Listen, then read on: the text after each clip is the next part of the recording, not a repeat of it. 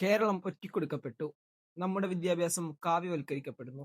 PM ശ്രീയിൽ ഒപ്പിട്ടവർ തലയിൽ മുണ്ടിട്ട് പോയി ചരിത്രത്തെ വിറ്റവർ. ഇത് കീഴടങ്ങലാണ്, വെറും കീഴടങ്ങൽ.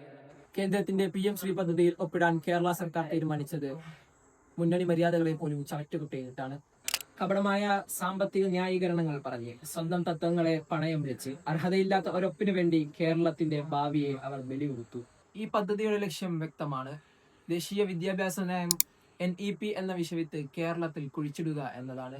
എന്തിനാണ് ഈ നീക്കം? മുഗൾ ചരിത്രത്തെയും നവോത്ഥാന നായകന്മാർ നടത്തിയ പോരാട്ടത്തെയും പാഠപുസ്തകത്തിൽ നിന്നും വെട്ടിമാറ്റാൻ, ചരിത്രത്തിന്റെ താളുകൾ തിരുത്തി ഒരു പ്രത്യേക വിഭാഗത്തിന്റെ മാത്രം മഹത്വൽക്കരണം അടിച്ചേൽപ്പിക്കുവാൻ, ന്യൂനപക്ഷ സ്ഥാപനങ്ങളെയും സമുദായങ്ങളെയും അരികുവൽക്കരിക്കാനുള്ള ഹീനമായ നീക്കമാണിത്. മതേതരത്വം മാത്രം മൂലധനമാക്കിയ കേരളത്തിൽ വർഗീയതയുടെ അജണ്ട ഒളിച്ചു കടത്താൻ ശ്രമിക്കുകയാണ്.